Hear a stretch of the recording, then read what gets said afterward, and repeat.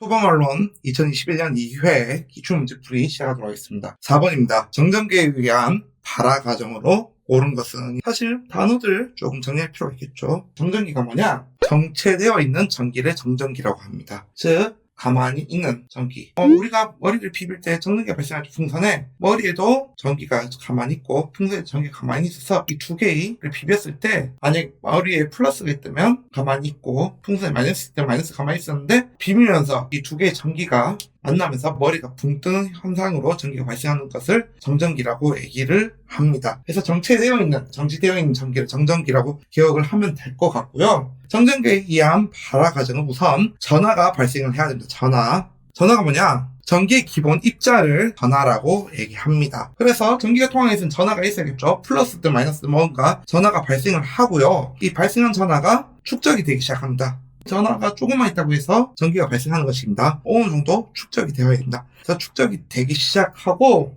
대기하다가 전하가 어느 이상 쌓였을 경우 이제 넘치려고 하면 이제 방전이 발생을 합니다. 저희가 보통 이제 방전의 의미를 알 필요가 있는데, 방전은 매우 강한 전기장으로 인해 저항성을 잃고 전류가 흐르는 것을 방전이라고 얘기를 합니다. 그래서 전기장이 뭐냐? 여러분들 시장이 뭐죠? 마켓이 열리는 장소를 시장이라고 얘기를 하죠. 전기장도 마찬가지입니다. 전기가 흐르는 장소를 전기장이라고 얘기하고요. 영어는 electric field라고 얘기를 하기도 하고, 전기가 흐르는 장소를 전기장으로 기억하면 될 거예요.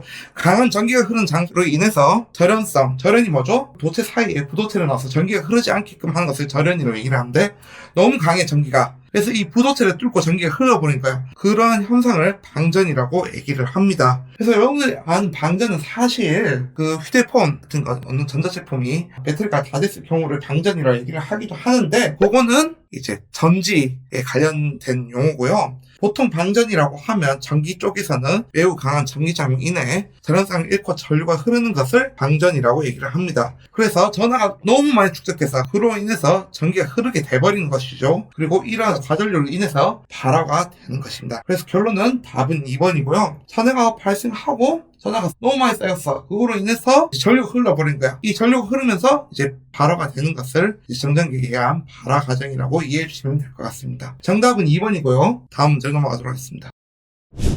9번입니다. 분자 내부에 니트로기를 갖고 있는 TNT, 니트로셀룰로스 등과 같은 제5류 위험물의 연소 형태는? 이라는 문제이고요. 자, 우선 니트로란 단어가 들어가면 보통 제5류 위험물이라고 기억해 주시면 될 것 같습니다. 자, 제5류 위험물, 다른 말로 뭐라고 하죠? 자기 반응성 물질이라고 얘기를 하죠.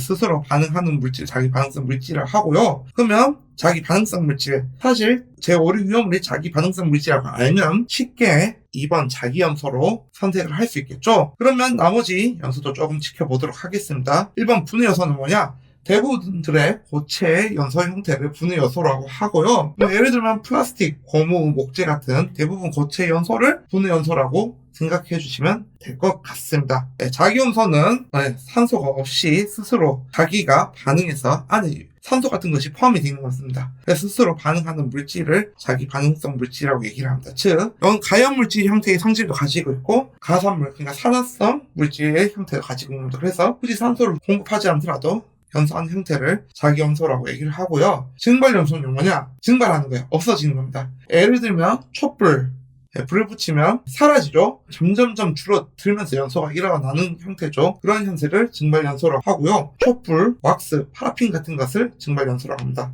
표면연소는 무엇이냐? 저온 무염연소라고 얘기를 하고요. 불꽃이 발생하지 않는 형태의 연소를 표면연소라고 기억해 주시면 될 것 같습니다. 예를 들면 숯 같은 거 있죠. 숯. 불을 붙었지만 불꽃이 발생하지 않죠. 숯이나 코크스, 금속분 같은 것을 표면연소라고 기억해 주시면 될 것 같습니다. 그래서 결론은 뭐냐? 제5류 위험물은 자기 반응성 물질이고, 자기 반응성 물질을 생각하면 자연스럽게 자기연소로 간다는 거 기억해 주시면 될 것 같습니다. 17번입니다. 이산화탄소 수화기의 일반적인 성질에서 단점이 아닌 것은? 이라는 문제고요. 이산화탄소 수화기에 대한 성질을 묻고 있는 문제입니다. 자, 1번 보겠습니다. 밀폐된 공간에서 사용 시 질식의 위험성이 있다. 그렇죠. 이산화탄소는 뭡니까?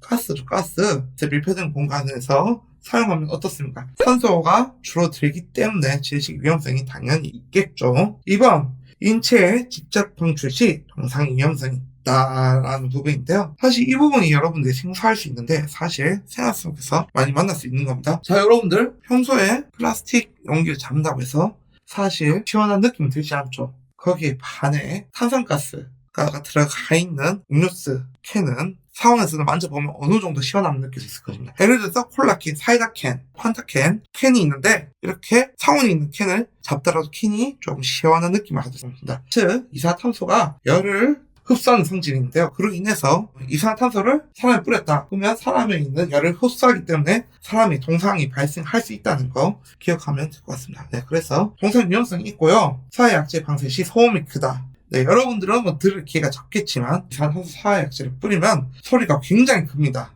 그렇기 때문에 그런 소음이 크다는 단점도 있습니다. 그래서 남은 보기 4번이 정답인데요. 전기가 잘 통하기 때문에 전기설비 사용할 수 없다. 그렇지 않습니다. 이산화탄소는 안전한 물질입니다. 완전한 물질이 무엇이냐? 안전한 상태로 화학적으로 결합되어 있기 때문에 그 외의 물질들과 더 이상 결합하지 않고 비전도성을 띠고 있습니다. 그렇기 때문에 전기 화재 설비에 사용할 수 있습니다. 전기가 잘 통하지 않고 전기 설비에는 사용할 수 있는 성질을 가지고 있습니다.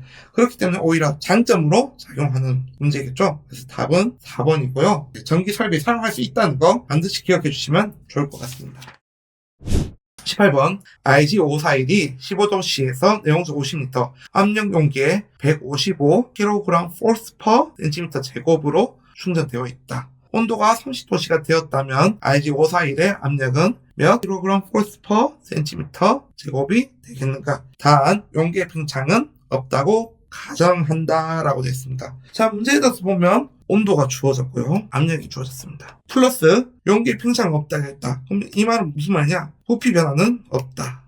네, 그렇기 때문에 세 가지 변수가 주어졌는 경우에 사용하는 식은 보이-샤를의 법칙이죠. 그래서 여러분들 잘 아시겠지만 기체의 부피는 이 절대온도, 반드시 기억해주세요.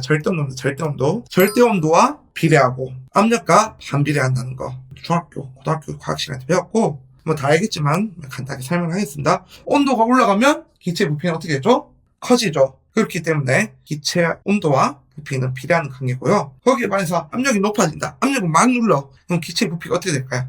누르기 때문에 당연히 기체의 부피가 작아지겠죠. 그렇기 때문에 부피와 압력의 관계는 반비례 관계라는 것을 설명한 것이 보이-샤를의 법칙이고요. 문제에서는 용기 팽창은 없대요. 그러면 T1, V2에서 부피는 변화가 없기 때문에 두 개는 삭제해 주시면 될 것 같고요. 그럼 봅시다. T1은 무엇이냐? 절대온도로 바꿔줘야겠죠. 15-273 분의 압력은 155라고 했습니다. 분의 T2는 몇이죠? 30도가 되었기 때문에 30-73 그리고 묻는 것은 두 번째 P2를 묻고 있는 거죠. 그래서 이를 식으로 풀어보면 155분의 15-273은 288이고요. 여기에 303, 30-273의 값을 넣어주면 계산기를 쓰는 이제 실시간 두드려 보면 약 163.07이 나옵니다. 그래서 가장 가까운 값인 163, 보기 3번이 정답이 되는 것이겠죠.